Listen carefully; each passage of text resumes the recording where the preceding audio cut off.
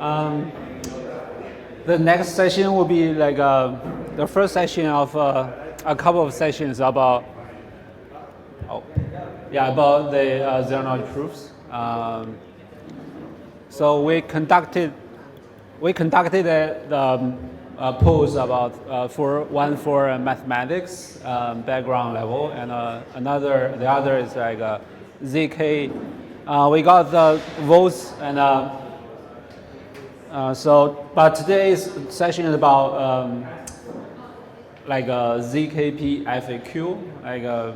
I would like to answer any question from you that about anything that don't understand or kind of want to know about, or where the terms come from, or what that mean. Okay. And the next session from tomorrow and up to the Friday, I will start from a very basic minimal protocols, all the way to next week about how to build a modern ZK-SNARK proving system like a Planck. Yeah, feel free to interrupt me for asking any questions. So, okay, I will use whiteboard. So, I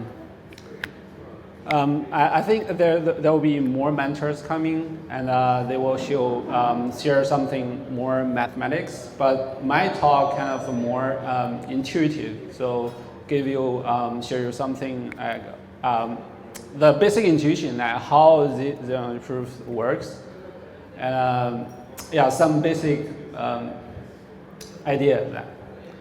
Okay, the first topic will be, we start.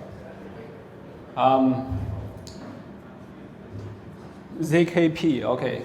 Can you see my drawing? Is that small? Okay.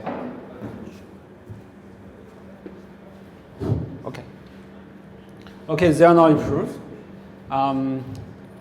So how many of you understand what does the zero knowledge mean? Okay, please raise your hand if you can explain that. What the exact definition of zero knowledge? If you know the definition, then you raise your hand. So just a quick question. Okay, 1, 2, 3, 4, 5, 6. Okay, gentlemen, can you you're the first, raise your hand, the first person go. Can you give us a definition and what the zero knowledge means? Yeah, well.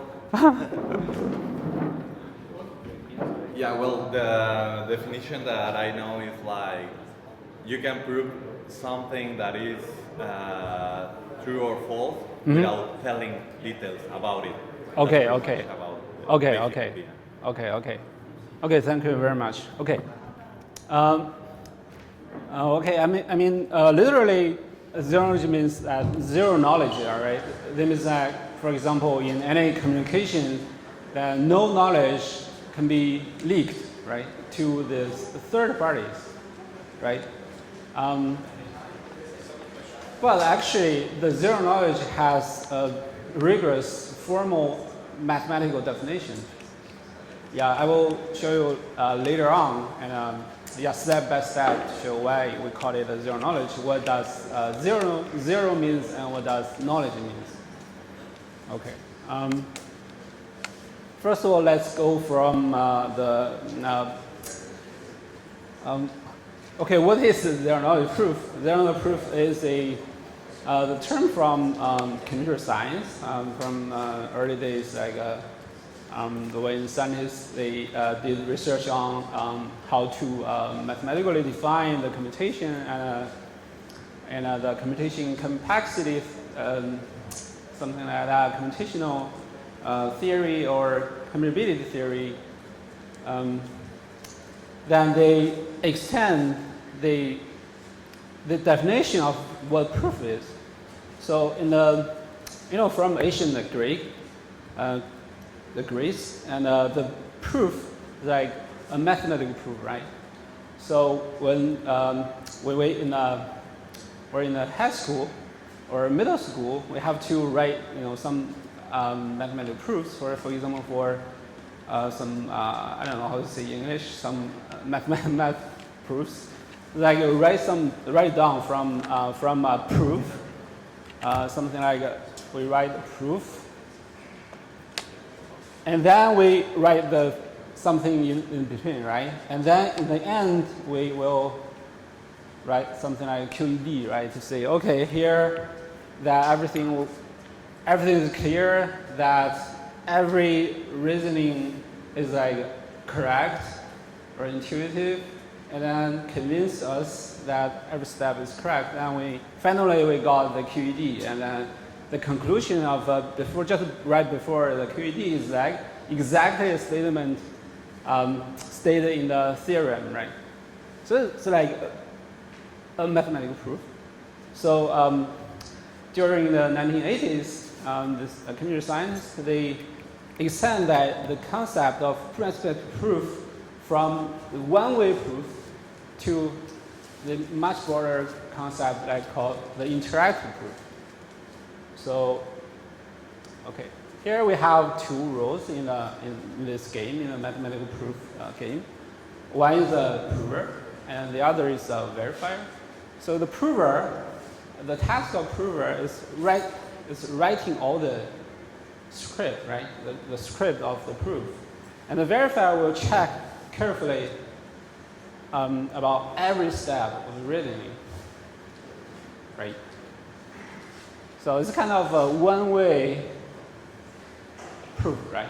The prover wrote the whole transcript and pack it into a data file or something, or write it on paper and send the paper to the verifier, and the verifier then the following job and verify each step. It's a one-way, or we call it non-interactive proof. But here, if we allow the prover and the verifier, they can communicate, in multiple rounds. Then it turns out the prover can prove something more easier, or prove more stuff. Okay.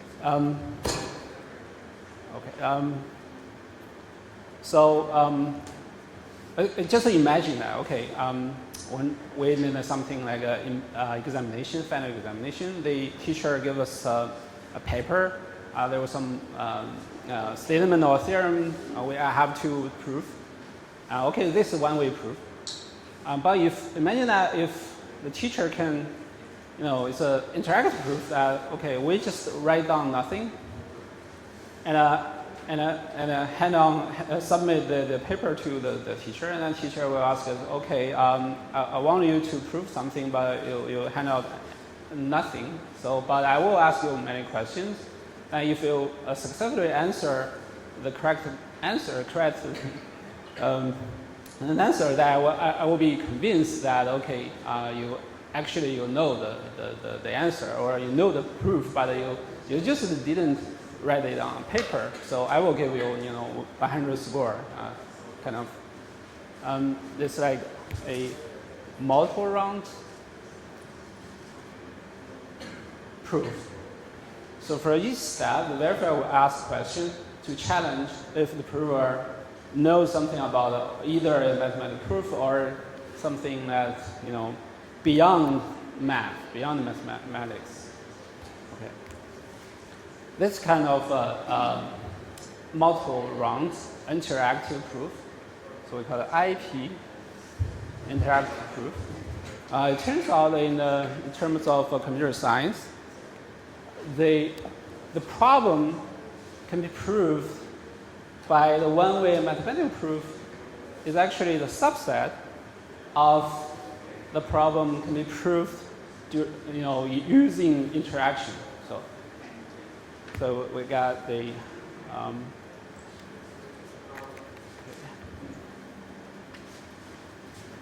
here. Something we could use the mathematical proof. A subset of IP proof. The magic behind this simple idea is like the verifier can challenge the prover And the prover even can use a way to convince verifier without leak anything about the proof, either the proof or something inside the proof or inside. So this is called zero-knowledge proof. Okay, it's doable. And maybe you think if when you first time met this kind of concept, you may thinking kind of okay, it's unbelievable, right? But we can show you many small examples that yeah, it is achievable, it's doable. Okay, I think. Yeah, let's now go to some basic ideas behind this new game, like some multiple round interactive proof. And sometimes maybe the prover, they don't want leak any privacy or something secret. For example, prover claim that prover got some proof of very famous open theorem, and then convince the verifier or convince the other people in the world that okay, I got something, but I don't want to tell you guys any details. Now I can use the zero proof to prove this theorem. Okay. So in the multiple rounds interactive proof, the prover and the verifier, they should have something in common, some knowledge in common, like what exactly statement the prover wants to prove. Okay, we got a statement. The statement should be clear. Statement is a theorem, should be clear to the verifier. And then the prover will, okay, in the statement, there's something called the like parameters, like I use the x, the vector of x, maybe in multiple values. And the prover also has some we call the witness. This word witness kind of you can say these words occurred in many articles describing ZK-SNARK or zero-knowledge proofs, but witness has some meaning in the name came from the computer science about the computational complexity theory. So the prover will have x as public input. Okay, x means public input, and a witness. Witness means secret. Some prover don't want known. The witness is known by others, including a verifier. And then there may be something like a common parameters. Okay, for different approaches or different protocols, the parameter is called the public parameter, PP. Public parameters can be very, very different.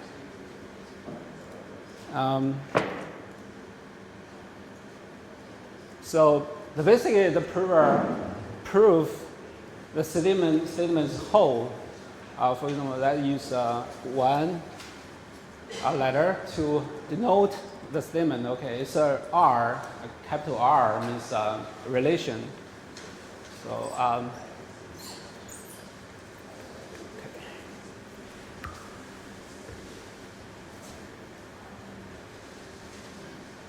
Like R, X, so PP here, X, W as witness as secret holds. But here, the witness can be invisible to verifier.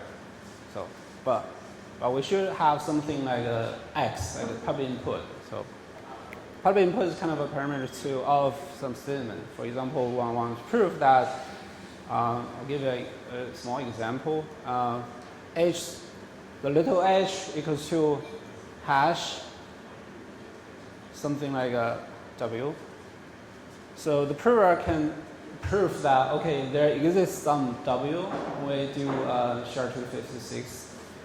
I've got a hash, little h, send h to verifier. Then basically the prover proved that okay, there is a preimage of H, so H is not something random. It's actually some the image of hash of something that the verifier doesn't know. Okay, in this example, okay, what is the statement? A statement is like R. Okay, let me. So what is the pub input? Okay, in this example, pub input is kind of empty, but probably we can put something a string, a public string here to hash them together. This concatenation. Okay. Here the public input, public is the string. And what is witness? The witness is the W, something that the verifier doesn't know. And also public input, okay, here's H is also public input. So the statement that prover wants to prove, okay, to the verifier is like,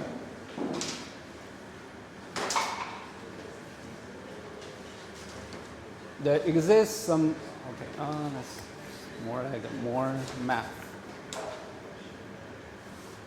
Statement that verifier wants to prove is there exists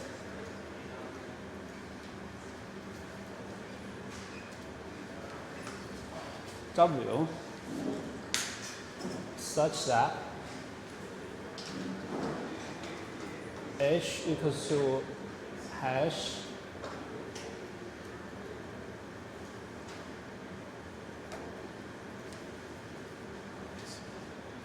equals to H. So it's a statement. Okay. Okay, so far, any question about this tiny example to show that, okay, basically we can use some proving system. We do multiple rounds, but I haven't shown you any details about how can we do that. But it's an interface of this protocol. And the prover wants to prove something to the verifier. This is a statement. There's a public input and a witness. Okay, basically, if we can use any modern ZK-SNARK system or even some minimal, simpler proof protocol, then we can also do this. Okay, so far, any question? No? Okay, good. Witness is private database. Sorry? Witness is private database. Sorry, witness? And witness is a private input. Yeah, private input. Yeah, you can call it a private input. Okay, yeah. Okay, any question?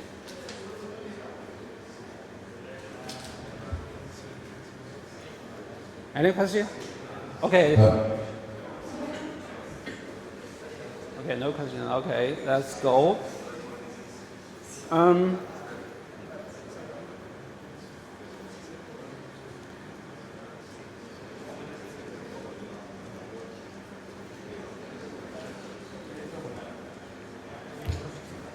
Okay, the next term that I want to explain is like a circuit.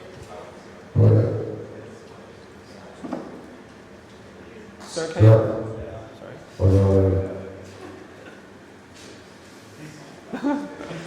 Okay, sir. A question? Okay. So we were talking that the kind of groups that will be interactive. So yeah. So we are talking about having multiple rounds. Yeah. The challenge. Yeah. How it's going to look there? There's only a witness that will produce the hash and the public input. Yeah, no. So we only need one round in that sample. Oh yeah, okay. Basically, you want if the prover can successfully convince the verifier, there will be multiple rounds. But currently we just explain the interface of this protocol without any details about the inside. Yeah, so, yeah. Okay, the second term will be like more confusing about circuit. So circuit is very important, right? I think some of you have the experiences about writing a circuit, either using some modern circuit language like NOR or something like a Circum, or just using the native Rust to write something, you know, for example, for the Hello 2 or Fun, or Carol language to write some circuit. So,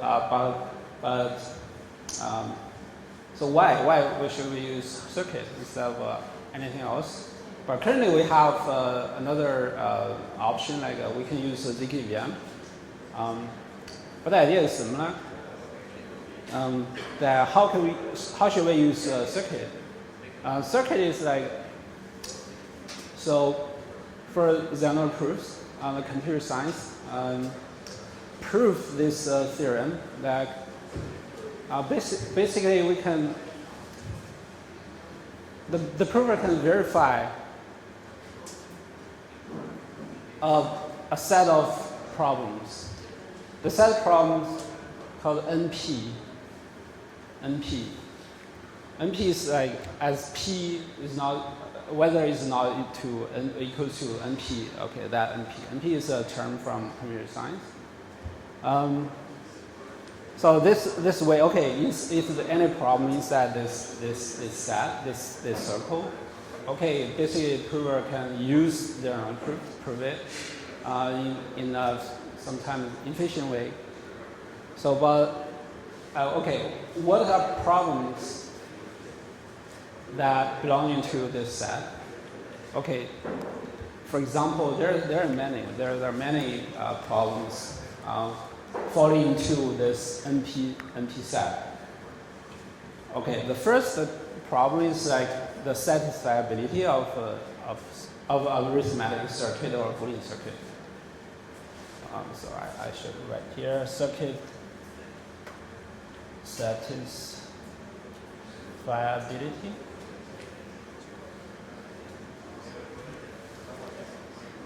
It's kind of okay, if we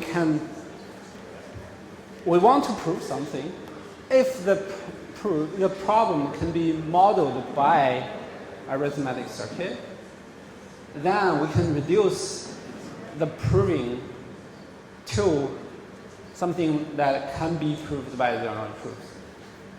So the circuit satisfiability falls into this NP set. That means that, okay, also at the same time, in the arithmetic circuit, we have only two gates, two types of gates. First is addition, and the other is multiplication. So in computer science, or no, sorry, in the mathematical foundation, like a theory, basically we can model any terminated computation by using addition and multiplication. So in theory, we can for general computation, I mean the terminated general computation, we just exclude the computation with infinite loop something.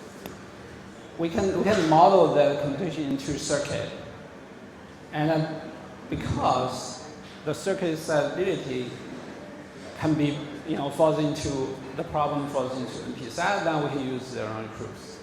Okay, then we have a very important conclusion that the general computation, which is terminated, then can be proved in zero knowledge. Okay. Maybe you are confused about what exactly is circuit satisfiability. I will give you a explanation. Okay, what is circuit? Circuit is like, looks simple. We have many gates, and between gates we have wires.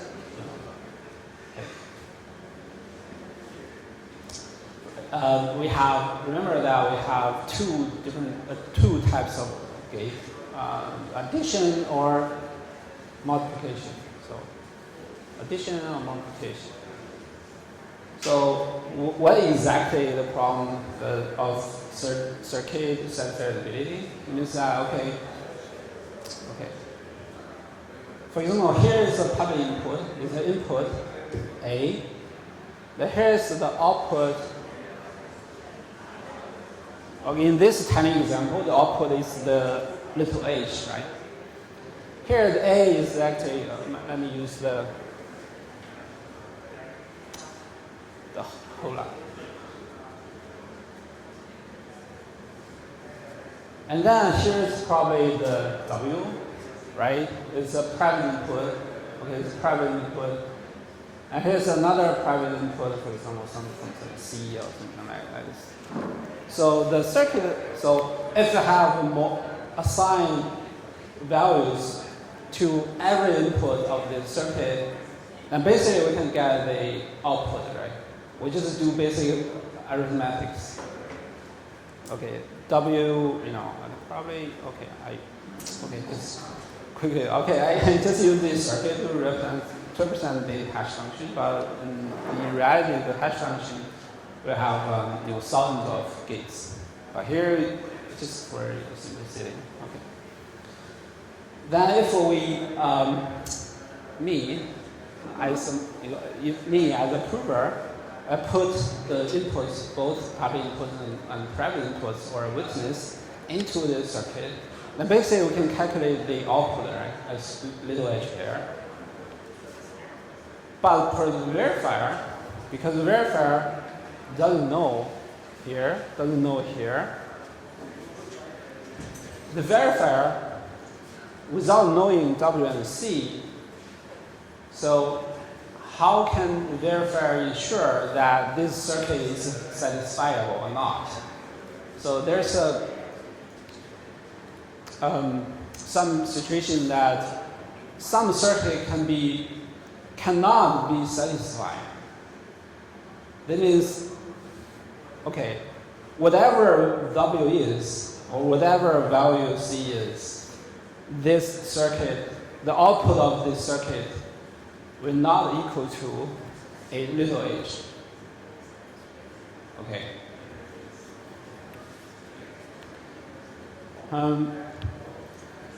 So if the prover can successfully prove the statement, that it means the circuit actually is satisfiable. But for verifier only knows the output and the public input. So if verifier by himself, basically he cannot, or very hard to compute, to calculate another W and C to make sure the circuit is satisfiable. So from output and a whole lot to compute W and C is very difficult. It's called NP. It's called NPC problem. NPC problem is like the most difficult question or problem inside NP. So circuit satisfiability is an NPC problem. So to the verifier will very hard for a verifier to compute the C and W. And the prover has the solution W and C, and the prover will show the fact, okay, this circuit is satisfiable by some existence of C and W, but the prover don't want to tell what the exact value of C and W. Okay, here I will introduce you another very important term called knowledge. So zero knowledge. Okay, what does knowledge mean? Okay, C and W and all the values in between these gates are called knowledge. Okay, knowledge is different from the concept of information. So basically anything I draw on the whiteboard are information, right? Something may be a pretty random noise. But here in this circuit, so imagine that circuit is huge, probably 1 million gates.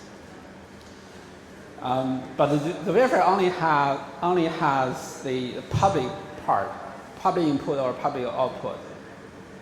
All the private, the verifier has using intensive computational resources to calculate all the values of WC and all the values in between. So it is very difficult.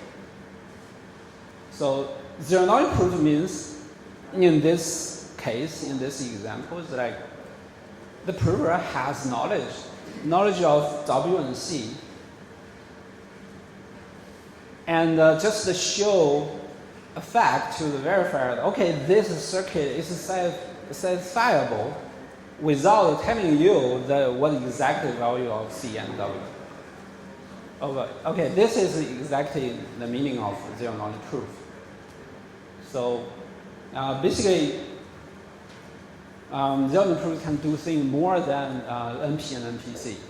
Okay, so in the conjuncture, that what is the IP does in a much bigger, it's just a conjuncture. It's not, has not been proved.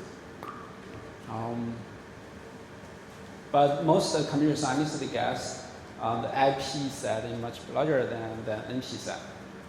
But NP set for us is enough. I think for most applications they are enough, because general computation, if the computation is terminated, then we can model the computation into an arithmetic circuit, and the arithmetic circuit satisfiability falls into only the NP, right? NP problem. Okay, here's some intuition behind the zero knowledge proof. So I hope you can put this drawing in your mind to identify, okay, what does knowledge mean and what does a proof mean. But till now, I haven't said anything about the details inside the protocol. So in the following session, I will show you some minimal protocols to understand, okay, how this part works. Okay. Today, I just explain some terms that maybe you heard a lot of time, but where it come from, what they are actually meaning. So I just today explain this concept to you. Okay, so far, any question? Okay, good. Would you say that the circuit? Yes. Would you say the circuit is a way to factor the finite polynomial? Sorry? Would you say the circuit is a way to factor the finite polynomial that we will use in the Factorize the polynomial? Yes. Okay. For example, like you have all as a public input, the W, and then you are like sum or multiplying Okay. to get the finite. Okay. Generally, we will use polynomials I will explain later on. So we generally use polynomials. Polynomials are very important mathematical tools. So we can describe the relationship between gates. So I will explain that later on. So any questions so far other than polynomial? Any? Okay, good. Use this one. Do you need a break for battery parameters and inputs of ZK-SNARK and Okay. like a quick program? Okay.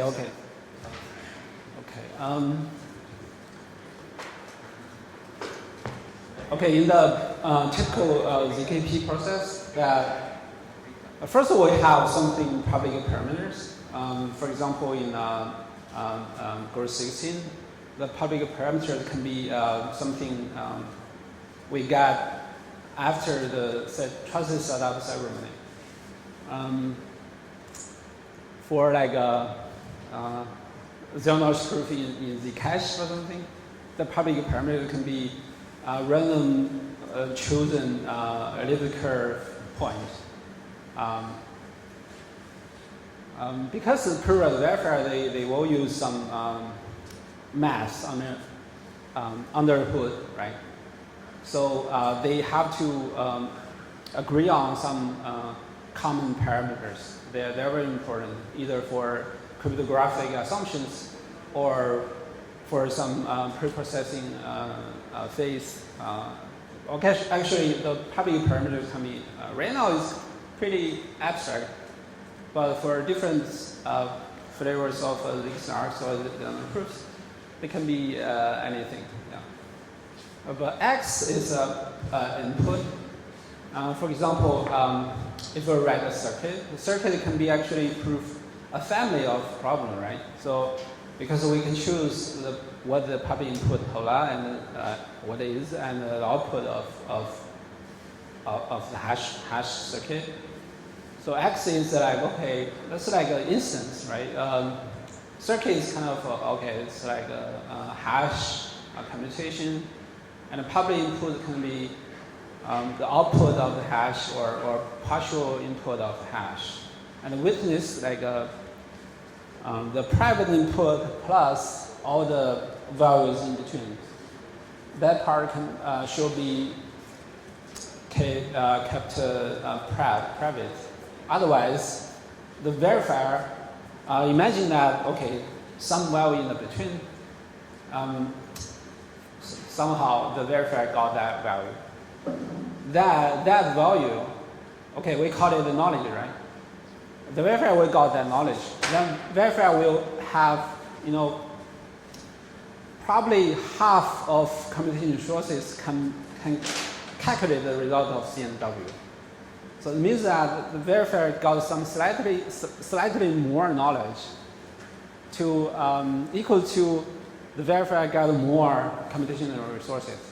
So knowledge equal to computational resources as the measurement. So does it answer your question? Okay. Any other question? So feel free to interrupt me. Okay, we'll still have 20 minutes. Okay, no more questions. Okay.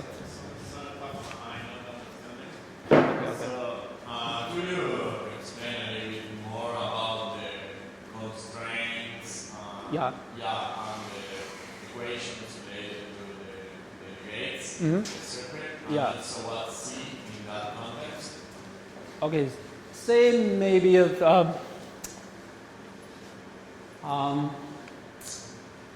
so far C can be a private input also, yeah. Yeah, any private input, yeah, yes. Okay, if no. It's another witness.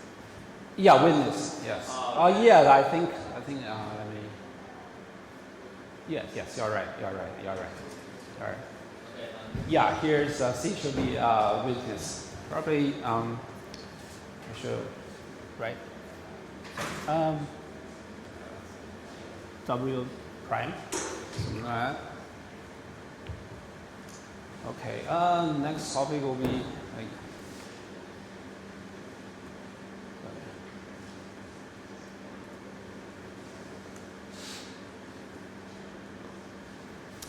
okay, let's jump into the ZK-SNARK part.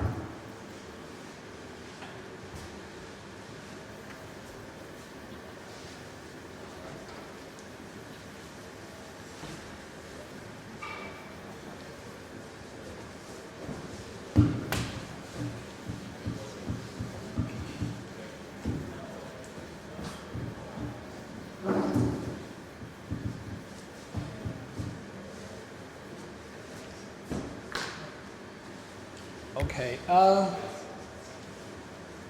the third topic is ZK-SNARK. Okay, a pretty popular word.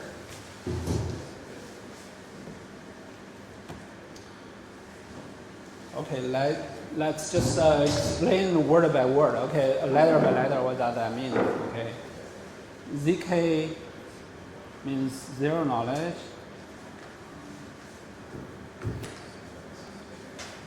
Okay, first of all, ZK-SNARK is a subset of ZKP. It's a kind of a zero knowledge proof, but it has some features. So ZK is called Z zero knowledge, and S succinctness. S succinctness. It means that the proof size is smaller than the problem, the size of the problem.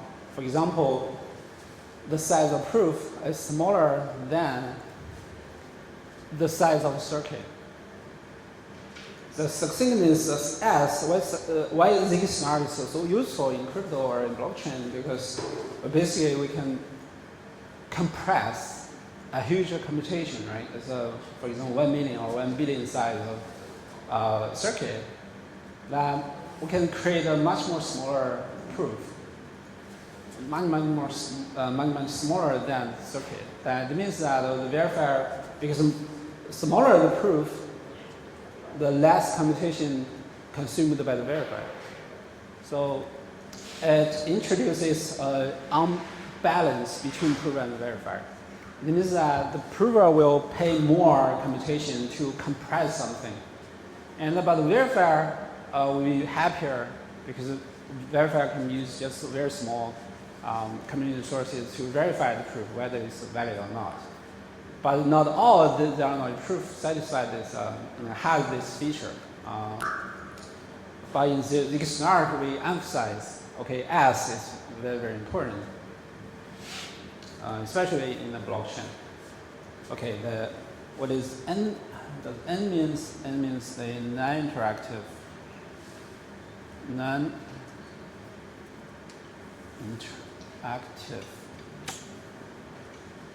So N means non-interactive because, as I mentioned before, so computer scientists extend the concept from one way or one wrong mathematical proof to the multiple wrong proof.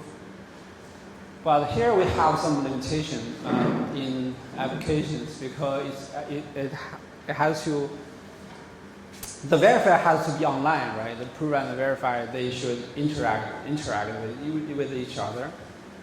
So by in application of blockchain, the prover just does something offline and then submit the proof and disappear. So it means that, okay, we should, actually the non-interaction is very important. Non-interaction means one wrong interaction. That means that the prover just do something offline out of blockchain and using a lot of computer resources and generate a proof. And then send the proof to the verifier, probably by email or a message, something, or send it to the third party, and then third party submit the proof to any verifier. So N means non-interactive, right? Non-interactive is so important. But there are some proofs, which don't fall into a non-interaction. It's called interactive proof. For example, let's say the ZK-TLS something. There are some protocols from multiple party computation, and then they will introduce more communication, and the proof size is much bigger. But the proving time can be small. It can be very efficient for a prover. So, but in my session we just focus on SNARK. Okay, N means non-interactive, and AR means the argument.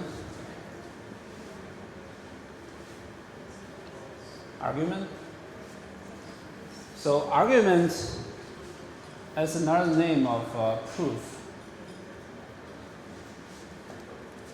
But why we bother with another name, right? Another name, argument, instead of just using proof, right? Why we just put proof here? We use another weird word, argument. So anyone knows the reason, or anyone knows the definition of argument, can you raise your hand?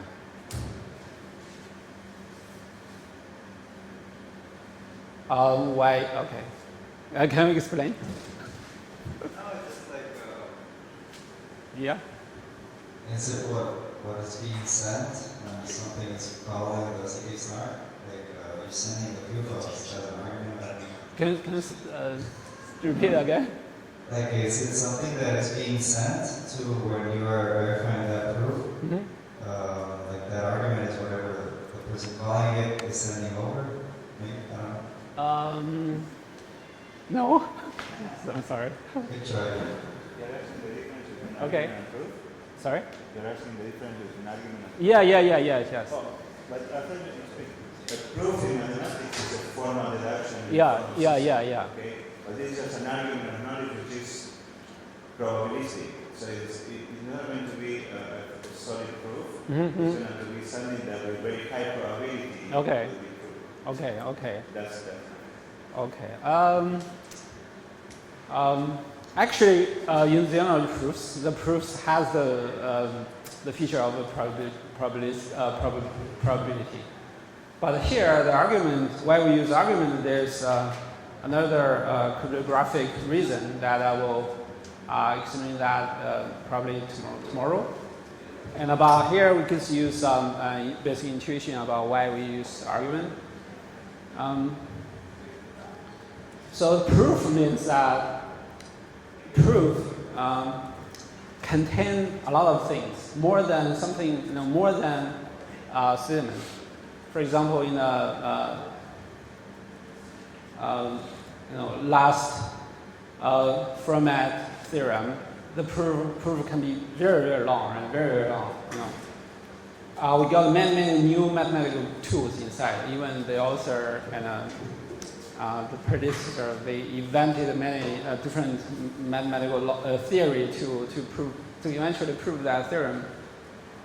So proof, basically we can extract many useful information from proof.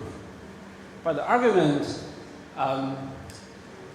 does not. So yeah, the gentleman explained some basic ideas. The argument kind of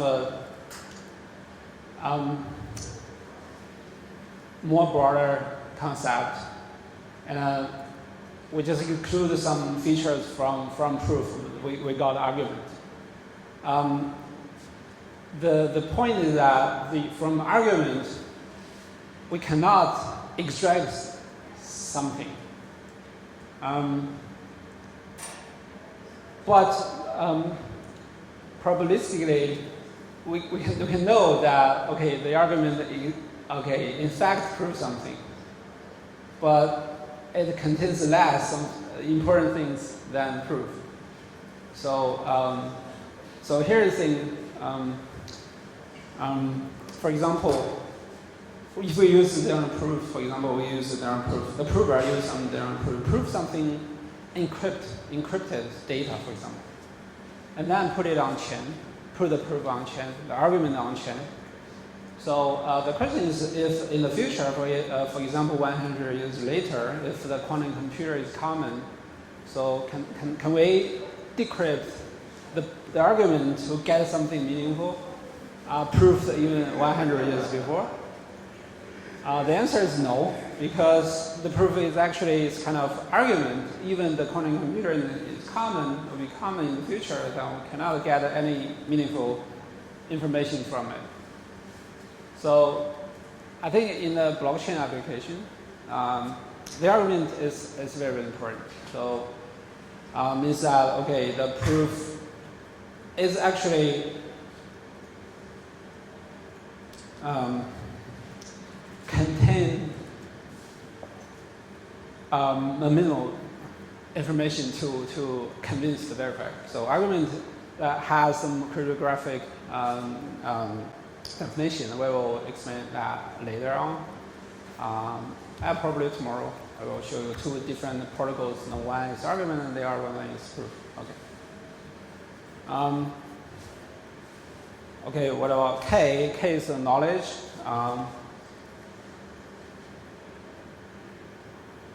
Is knowledge. there's some term called proof of knowledge.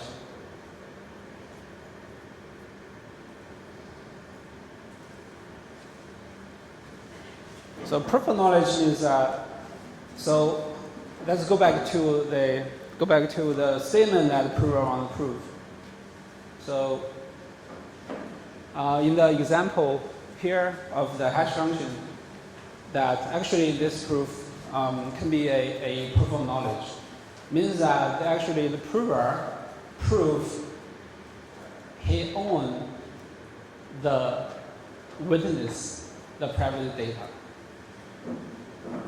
That the prover has knowledge instead of others. So prover does not only prove the truth of the statement, but also prove that the prover also has the knowledge. So the K means, okay, the proof of knowledge. So then we may say another term called SNARK. SNARK. SNARK means the argument. So without K there. So SNARK means, okay, probably this proof does not ensure that the prover has knowledge. So in some application, this feature is very important. For example, the digital signature. So digital signature actually is the proof to prove that the prover has the private key. The prover, so if the prover only proves, okay, this signature is signed by someone, so that protocol cannot be used as a digital signature, right? So the prover had to prove that, okay, someone owned the private key, signed the message, plus the fact, okay, the prover himself has the private key instead of a private key from nowhere. Okay.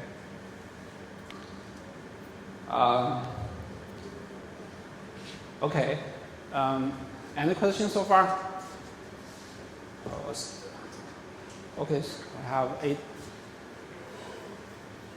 minutes. So any questions so far?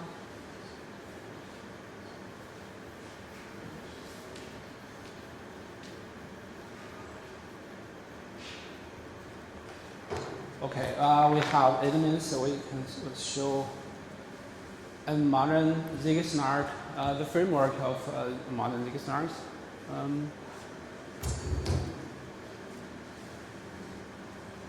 First of all, we have, for example, we want to prove, the prover wants to prove something like related to some commutation, right? General commutation, which is terminated circuit.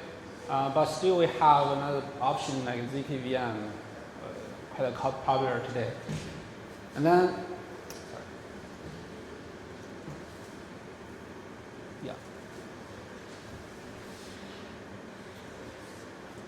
and then we will have some algorithm or a theory to convert or to transform the constraints from a circuit and ZK-VM to mathematical objects. So we give it a name, arithmetization. So the constraints, we will extract constraints from circuit or ZK-VM and turn them into, by some arithmetization approaches, to turn them into mathematical objects like, for example, vectors, matrices, or the relationship between vectors and matrices. For example, the multiplication, inner product, and many other operations. And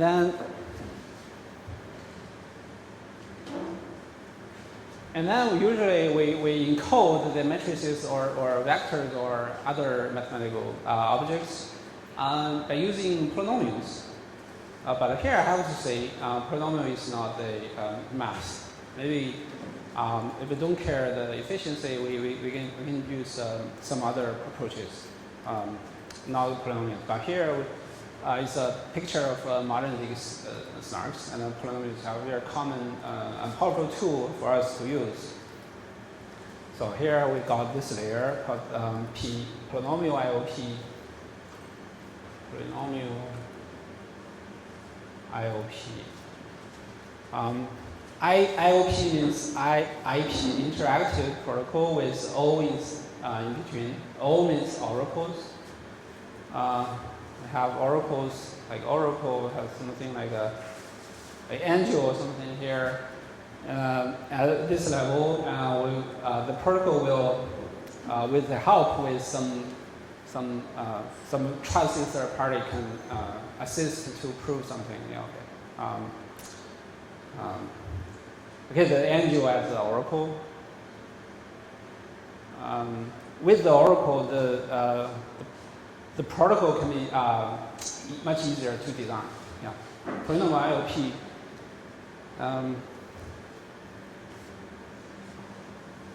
But in reality,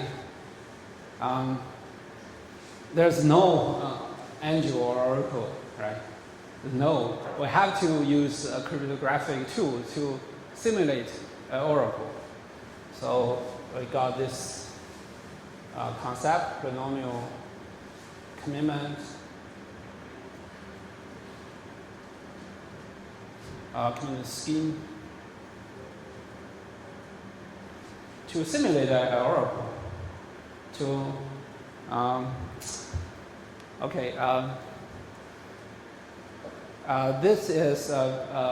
This was a huge breakthrough to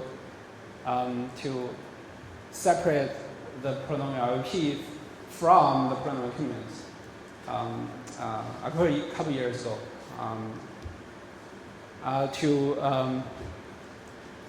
in polynomial IOP, pretty much like a Lego game. We have different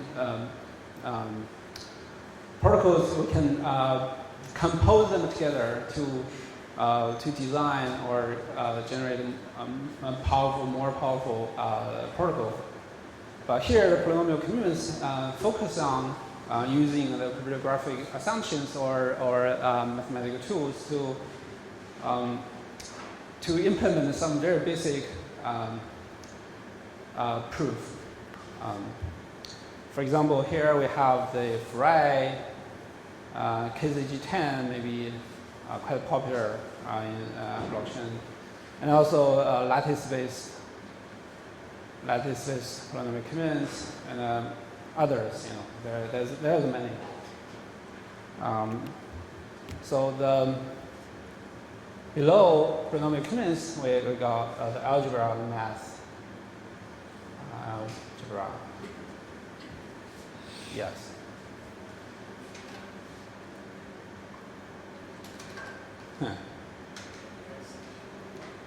Sorry? Okay. Okay. Generally, the concept of ZK-SNARK or ZKP is like maybe all of the layers called ZK-SNARKs, or only part of them. Or if we compare different ZK-SNARKs, different system that either require that we should compare them layer by layer. So the story of comparing ZK-SNARK or versus ZK-SNARK, actually the comparison between Frey and the KZG10 at this level and polynomial commitment scheme level instead of ZK-SNARK or ZK-SNARK. So if we're looking inside, we and a different ZK-SNARK system maybe share the same component or share the same layer. So we have to open the box, open the black box to see what is going on inside, or what are their different.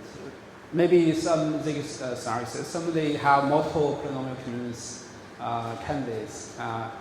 If according to your application, you can choose different. For example, if you care about quantum computing license, maybe you can choose Fry, but you don't care the proof size. But you care proof size very much, you should choose the KG10 and some other. Yeah. If you don't want this, the transit ceremony, so don't choose the KG10, choose bulletproof IPA or Fry or a license space payment permits. So I think, yeah, so far any questions? So I think, yeah, sorry. Yeah, we may have 5 minutes for questions. What's the role of the IOP wearable? I don't understand that. FRI is like Fourier transformation. Yes. I mean, okay. Fry has IOP inside. Yeah, for sure. So Fry is kind of a IOP, but here but Fry, inside polynomial cumulants, actually there are many modern constructions. Maybe we put another SNARK inside polynomial cumulative scheme. So there are some approaches as a protocol. They do this. So this is just a big picture. And Fry is definitely an IOP. This is called IOPP, right? It's one family of IOP, IOP of proximity. Sorry?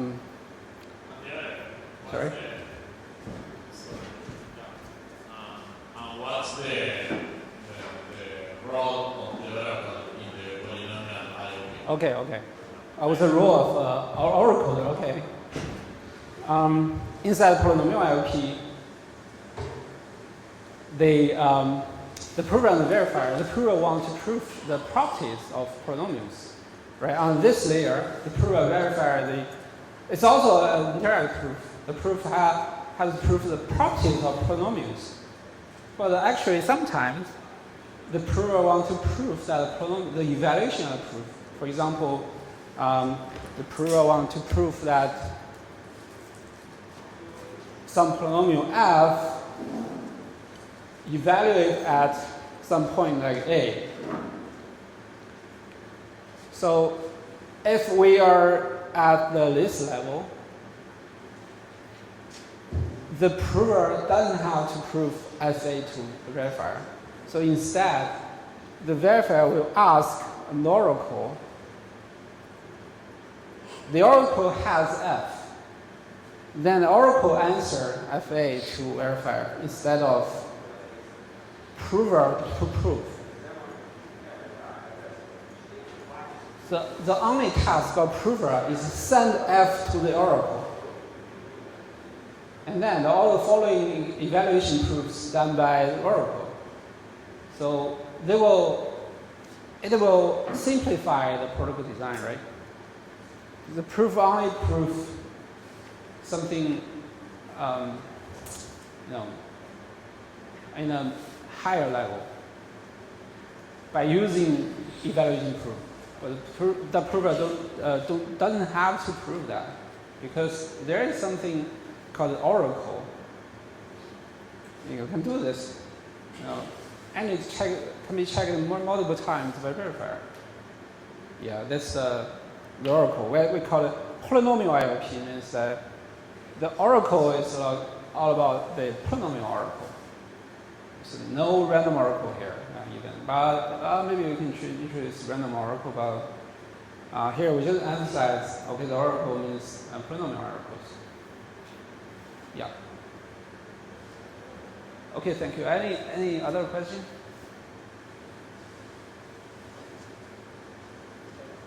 No? Okay. Good. Okay. I think tomorrow, the next session, I will show you a minimal protocol called the Schnorr identification protocol to show a very basic. We will come back to this basic concept to understand something inside. Okay. Okay. Thank you for listening. Okay.